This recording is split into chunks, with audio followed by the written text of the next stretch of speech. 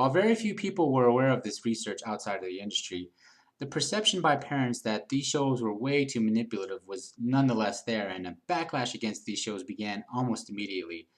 The Action for Children's Television, or ACT, protested against shows like G.I. Joe and He-Man, saying that they blur the distinction between program content and commercial speech, and demanded that many of the old regulations be brought back. This would lead the producers of these programs to make what business types call loss leaders. Loss leaders are a service or product that a business offers that purposely loses them money.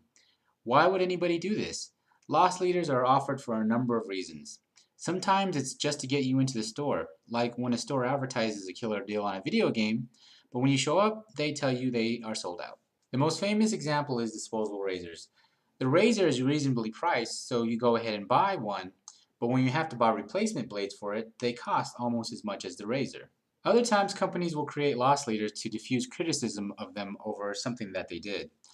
On television, you'll see examples of this in ads that aren't advertising anything the company sells, but merely informing you of some of the charitable things that they are doing to improve the world. Sometimes a company will run ads like this when they don't even offer anything that you could buy from them. The most recent example of this are the BP commercials. As you all know, BP has come under a lot of fire because of the oil spill they were responsible for in the Gulf of Mexico. The BP commercials that aired never directly advertise anything. They're just there to tell you about the feel-good green research they're spending money on. The goal is to make you feel warm and fuzzy about BP to counter all the bad things you've heard about them elsewhere. It's their way of saying to you, hey, we're not so bad. Look at how much we care about the planet. Some might argue that these commercials are intended to advertise BP gas stations, but these commercials play nationwide in places where there are no BP branded gas stations, like where I live in Arizona. Besides, BP gas stations only make up a very small portion of their profits. They're not spending millions on these ads to help gas stations that barely show up as a blimp on their profit margins. But I digress. The producers of these new ad driven cartoons knew that they would create controversy right off the bat. To soften some of the anger, these cartoons would include a short public service announcement or life lesson at the end of the show. Often these PSAs would somehow tie into the action or plot of the rest of the show, as if trying to suggest that the whole show was about safety or some civic moral. Shows like The Littles, Denver the Last Dinosaur, CBS Story Break, and Galaxy High, to name a few, were all one way or another attempts to show that television networks were producing shows that influenced children in positive ways. Denver the Last Dinosaur tries to teach children about developing friendships with others. CBS Story Break tried to encourage kids to read by airing movie adaptations of popular children's novels. Galaxy High is the most interesting of all. It tried to teach kids about multiculturalism and racial tolerance. In the cartoon, Doyle and Amy are transferred from a normal high school on Earth to one located on an asteroid with a student body consisting of hundreds of different alien races.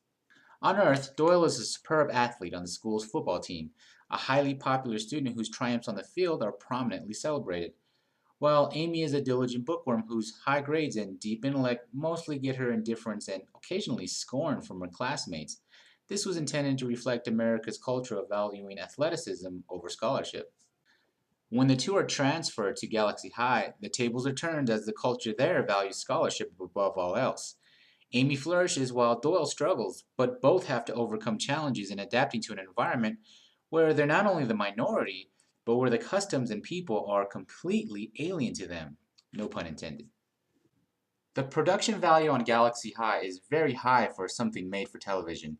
I think it was intended to be held up as CBS's best example of the network creating shows in the best interest of children. But it's hardly known because any serious efforts to market it were abandoned due to the surging popularity of another CBS children's show, Pee Wee's Playhouse. It's unfortunate because Galaxy High is a real gem. Its time slot was constantly moved around, so it had difficulty developing an audience until it was canceled after barely a year. If you're looking for something a little different that has excellent animation and very interesting, if not fully fleshed out ideas, I recommend checking it out. But getting back to Reagan, Reagan's political ideology led him to believe that the free market would naturally create children's programming that was enriching and spiritually uplifting. Parents would ban purposely manipulative programming like He-Man and Transformers and lead their children to watching shows that were educational and empowering.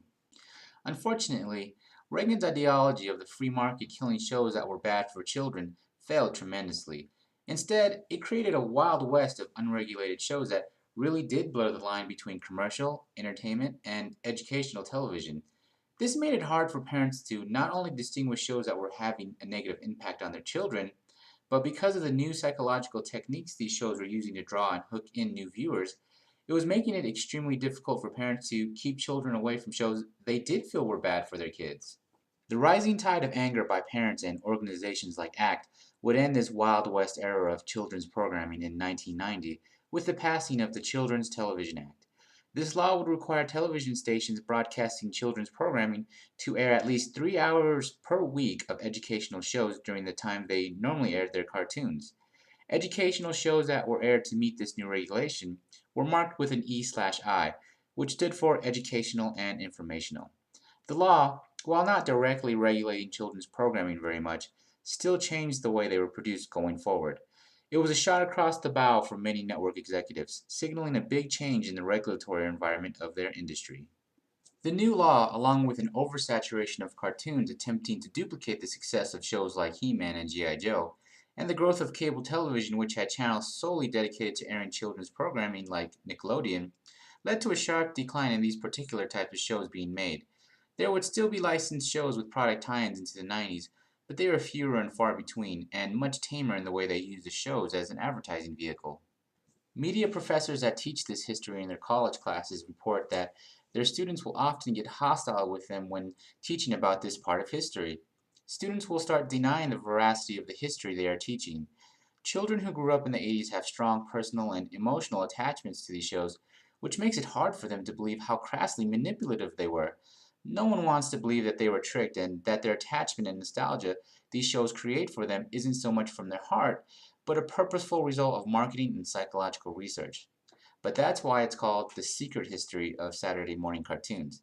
Thank you for watching.